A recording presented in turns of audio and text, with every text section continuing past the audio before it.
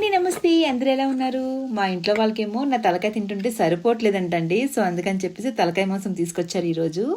So ఈరోజు మా ఇంట్లో స్పెషల్ అయితే తలకాయ కూర అనమాట.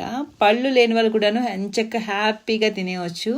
సో ఇంకెందుకు లేట్, ఇంకా స్టార్ట్ చేసేద్దాం. ఫస్ట్గా తలకాయని శుభ్రంగా 2-3 సార్లు బాగా రబ్ చేసుకుంటూ క్లీన్ చేసుకొని పక్కన పెట్టేసుకోవాలి. దీని గురించి మసాలా గురించి అని చెప్పేసి ప్యాన్లోని 2 టేబుల్ స్పూన్ వరకు ధనియాలు, ఒక స్టార్, దాల్చిన చెక్క, లవంగాలు, యాలుక, దీంతోపాటు కొంచెం గసగసాలు కూడా వేసి లో ఫ్లేమ్లో వేయించుకోవాలి. ఇలా వేగుతున్నప్పుడు ఇందులోనే ఎండు కొబ్బరి ముక్కలు, దీంతోపాటు కొంచెం జీలకర్ర వేసుకొని లో ఫ్లేమ్లోని మంచి అరోమా వచ్చేంత వరకు వేయించుకొని పక్కన పెట్టేసుకోండి.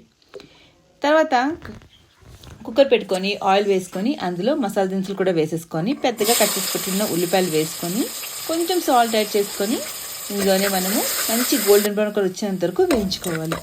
జలుబు ఉన్నప్పుడు మాత్రం తలకాయ కూర తింటే ఉంటుందండి, సూపర్గా అనిపిస్తుంది, చాలా హాయిగా ఉంటుంది. మనం ఇప్పుడు ఫ్రెష్గా రుబ్బుకున్న అల్లం వెల్లుల్లి పేస్ట్ కూడా వెంటనే వేసేసుకొని ఇందులోనే కొంచెం కరివేపాకు కూడా వేసుకొని వేయించుకోవాలి. తర్వాత మనం కడిగి పెట్టుకున్నాం కదా, తలకాయ కూడా వేసేసుకొని మీడియం ఫ్లేమ్లోని కలుపుకుంటూ వేయించుకోవాలి. దానివల్ల కొంచెం నీసు వాసన అనేది మనకి రెడ్యూస్ అవుతుంది.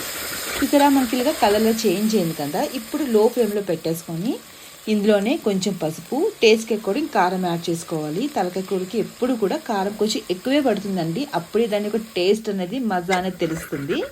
సో లో ఫ్లేమ్లో కలుపుకుంటూ వేయించుకుంటూ తర్వాత మనం ఆల్రెడీ మసాలాలు రెడీ చేసి పెట్టుకున్నాం కదా, ఈ మసాలా కూడా ఈ స్టేజ్లోనే యాడ్ చేసేసుకొని కలుపుకొని అవసరం పడుతుందంటే కొంచెం వాటర్ స్ప్రింకిల్ చేసుకోండి, అడుగు అనేది అంటుకోకుండా ఉంటుంది.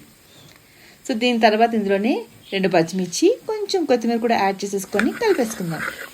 ఇవంతా బాగా కలిపేసుకున్న తర్వాత దీనికి మనకి ఎంత వాటర్ పడుతుందో దాని అకార్డింగ్ ఇక్కడ వాటర్ యాడ్ చేసుకోండి. ఇక్కడ నేను హాట్ వాటర్ యాడ్ చేస్తున్నాను. ఇలా యాడ్ చేయడం వల్ల కూరకి మంచి టేస్ట్ వస్తుంది అండ్ ప్రాసెస్ కూడా తొందరగా అవుతుంది.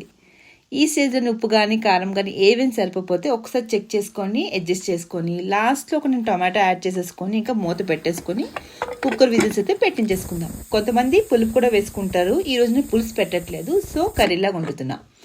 సో ఇంకా ఫైనల్గా మన తలకాయ కూర అయితే రెడీ అయిపోయిందండి. మా వాళ్ళు అయితే ఇంకా ఆగేటట్లేరు, వాళ్ళకి నేను ఫస్ట్ వడ్డించేయాల్సిందే.